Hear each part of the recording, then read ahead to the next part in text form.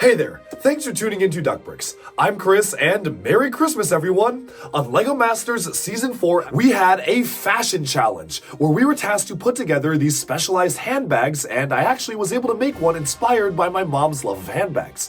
While unfortunately we don't get to keep our builds when the show is over, I figured, you know what? Wouldn't it be the perfect Christmas gift to try to replicate a build inspired by the one built on the show to give to my mom for Christmas, and let's do that right now.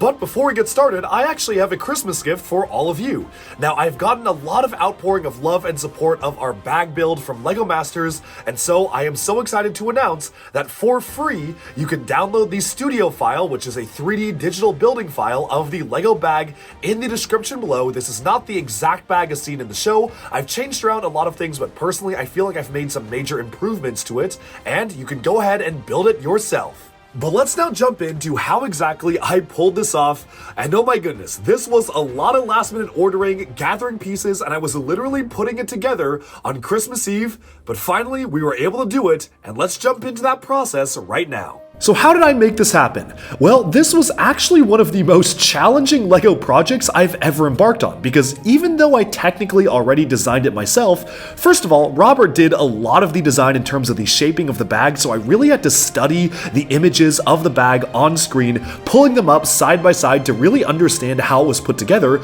but secondly, I had to do it all digitally first to make sure I ordered the right number of pieces. Now, to design the bag, I used Stud.io, which is the official LEGO digital design software. It was created by Bricklink, but when LEGO acquired Bricklink, they were actually able to bring it into the LEGO portfolio, which is now why it's technically an official LEGO software. But what Studio is basically you can create any sort of LEGO design, and what's really nice is that you can tell which colors parts actually exist in real life with a little bit of a side nav bar, so I knew if I was building it with correct pieces.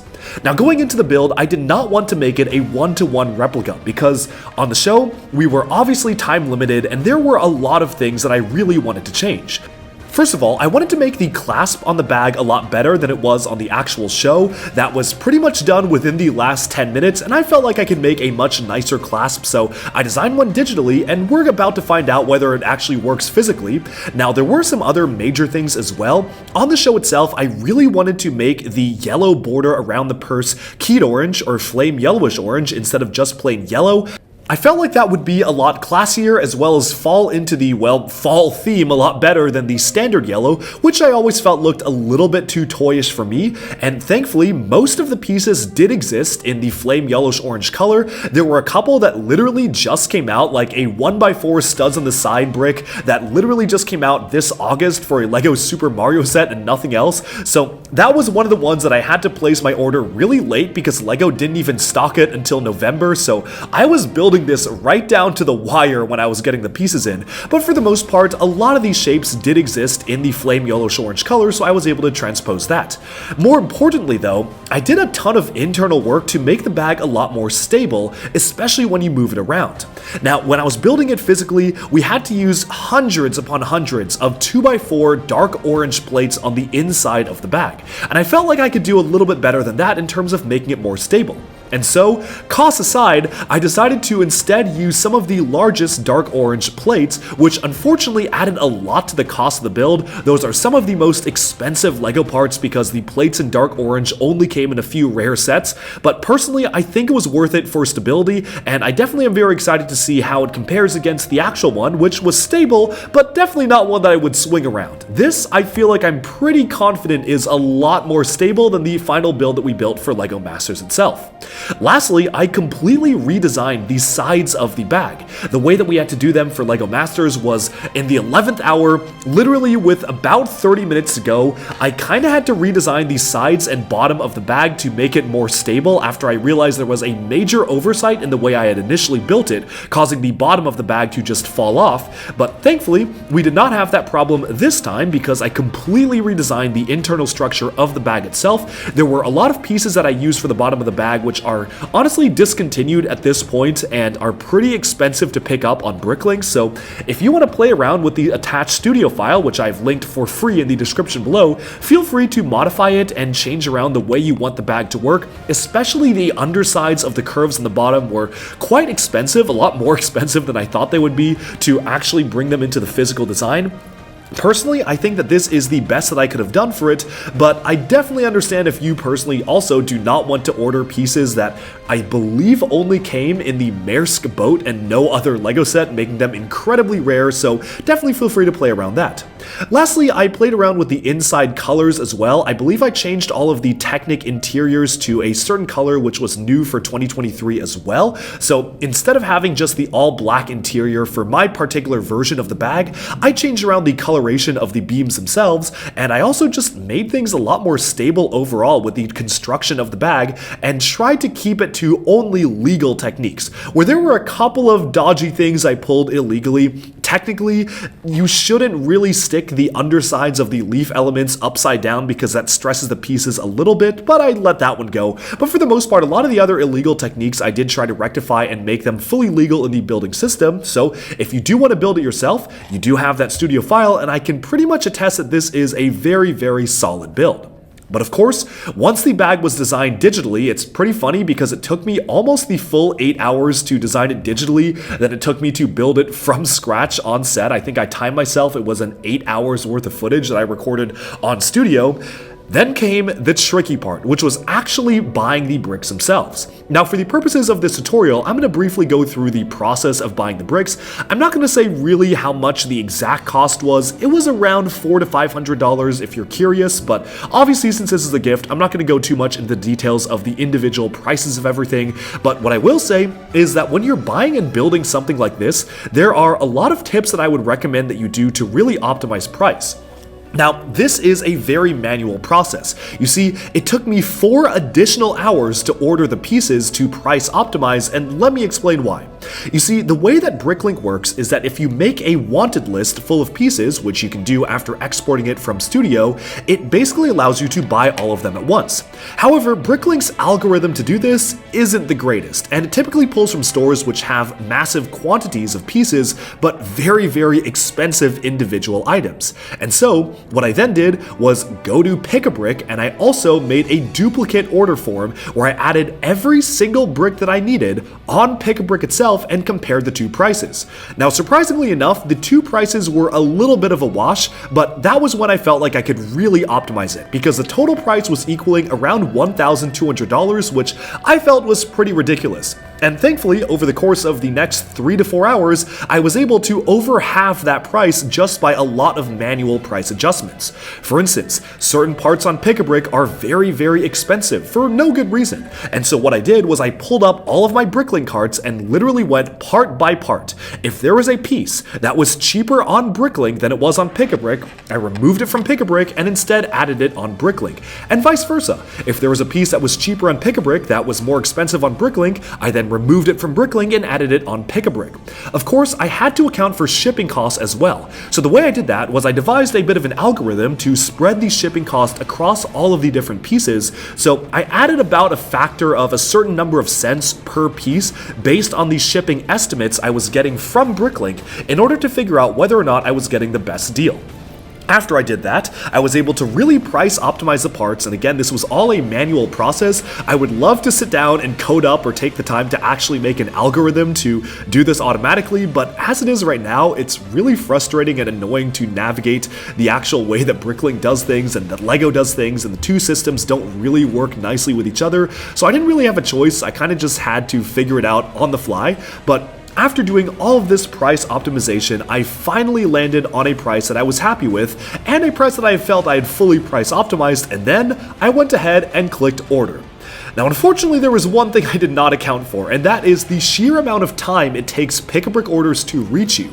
You see, I placed my orders in October and November, and I believe I received my last Pick-a-Brick order days before Christmas, so this was a pretty last-minute thing because Pick-a-Brick took pretty much a month and a half to ship to me, which wasn't entirely unsurprising given that I have ordered a ton from Pick-a-Brick before, but it's something to keep in mind that if you are trying to get stuff, especially for things before Christmas and before New Year's, I would highly recommend that you just place your orders a lot earlier than I did. I was kind of constrained because the episode itself didn't actually air until a particular time, I believe in October or November, so I couldn't actually order the pieces or recreate it until the episode aired because I had forgotten exactly what it looked like by then. But if you were trying to do this for somebody else, someone special in your life, your parents, your significant other, now I would recommend just ordering the pieces a lot earlier than I did. But then, with all the pieces arriving at my house, it was time for the full assembly. With the bag designed and parts ordered, then came the waiting game, as orders slowly trickled in, months and months passed by, until finally I had all of the pieces to create the Leaf designer bag, and I had to get to work. Altogether, the model ended up containing 2,808 pieces, around 150 of them unique, so it definitely was a big journey to even just start laying out all the pieces and putting them together. One thing that this really gave me a big appreciation for was that when you're on LEGO Masters a show, it's not 100% clear how many pieces are going into what builds because obviously you're working with so many parts, but here I was able to at least approximate that it was almost 3,000 pieces, which was really fun. Now, here is what all the pieces look like laid out. In case you're curious of the colors, it's mostly just using the same colors: dark red, Keyed orange, or flame yellowish orange, as well as the dark orange color were the primary colors, and of course there was a little bit of gold Technic elements, there's a little bit of black for the internal structure, but I really did keep the coloring consistent. Now I will do note that if you do decide to build this yourselves, not all of the pieces need to be in specific colors, especially when it comes to the internal structure of the set, and I definitely feel that I probably could have made it a little bit cheaper, maybe like 10 to 20% cheaper by just swapping out some of the internal colorings and making it built out of cheaper elements, but you know what, it was a lot easier for me to just do it this way, so I figured why not just keep the internal colors consistent so I just know what I'm doing when I'm planning out the build. Altogether, the build took me around 6 hours, which makes total sense because obviously the 8 hours on the show were mostly just spent trying to figure out what we were doing and come up with this from scratch, but with all the pieces in front of me, it was really nice because I was able to just put them together as if I was following instructions on the computer.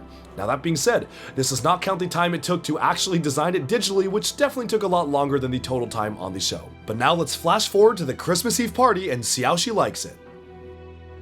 And so, now that the bag is in, well, another gift bag, it's time to give it to my mom and see her reaction on Christmas Eve right now. And with the bag fully assembled, I did a few lift tests just to make sure it would withstand all the force and be able to be moved and posed around with, and when I deemed it ready, I went ahead and packed it up and got ready for Christmas Eve. Now, Christmas Eve at the Duckbricks household is always a very important affair. We have friends and family come over from all around town, and we share a feast together, like this incredible charcuterie board, and I could keep talking about this, but this isn't a food video, this is a Lego bag video. But you can just see a little bit of the feast and festivities that we had for Christmas Eve, from the presents under the tree to all sorts of fun stuff, and of course, you can see my bag tucked away all the way in the back there, just to make sure that nobody would be looking in and getting spoiled. Now, of course, we were able to enjoy a delicious dinner, but the entire time I could not wait to see how my mom would react to actually being able to have the purse in hand. And well, I got a snippet of that reaction on camera, and so let's go ahead and take a look at that right now, as Duckity, our channel mascot, wishes you a very Merry Christmas, Happy Holidays, and a Happy New Year. To Mama from Tofi. Oh, what could it be? Tofi! Look at this! This is gorgeous. With Mama Lee's approval, the mission was a success, and she finally was able to actually have the bag in hand, which admittedly was a little bit large compared to her. It was really cool to actually see her be able to hold it, and of course, I had to demonstrate all of the features, like opening and closing it, unclasping the top clasp, and being able to really swing it around and lift it up like an actual bag, which was definitely a feat of engineering that we really had to work out in the 11th hour when time was running out on the show. Again, this build is honestly just inspired by our build on the show. It is by no means a one-to-one replica, and honestly I feel like that is a lot better.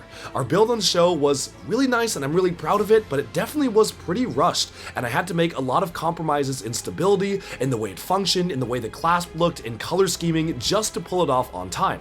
But for this build, I felt like I could really make it fully perfect and fully materialized in full brick form. Changing yellow to flame yellowish orange, being able to completely redesign the clasp, completely changing around the internal structure to allow for all sorts of different golden and flame yellowish orange designs for the Technic ruts inside. It was so much fun to be able to finally actually design the bag as I wanted to design it if I had unlimited time and unlimited pieces, and I'm really proud of being able to actually put it all together.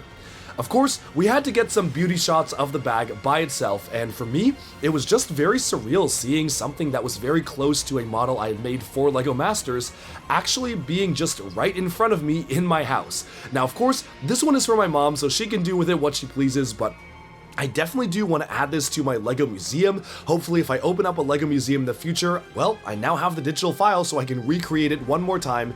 It's really cool, and I'm also very curious if folks in the comments let me know. I'm kind of tempted to make bags in this similar style for all the different seasons. Imagine a winter bag that's shaped like a snowflake but with this same exact base plate and design. Or imagine a spring bag that, I don't know, could be shaped like a flower. Or a summer bag shaped like the sun. I feel like this is a really cool idea that I could just use to build more bags, and I'm very curious if people want to see more of that, so do let me know in the comments if you want to see me try to design more LEGO bags. No guarantee as to when they will even come out, but now I'm very tempted to try to complete the challenge from everybody and every team's perspective and really do all of the different seasons. So here you can see the bag fully works, opening and closing. You can clasp it shut, but honestly it holds itself up. You don't really need the clasp, it's mostly there for safekeeping, and I'm just really proud and happy I was able to pull off a build like this inspired by what we made on LEGO Masters Season 4 Episode 8, the Fall Bag Designer Challenge. I hope you enjoyed this video, and again, you can actually download the digital file of this model for free in the description below to build it yourself. The mission is complete. She really loved the bag, and it was really awesome being able to give this to my mom. Ever since I made it on the show, in the back of my head, I was always thinking, wouldn't it be really cool if I was able to actually recreate this for her?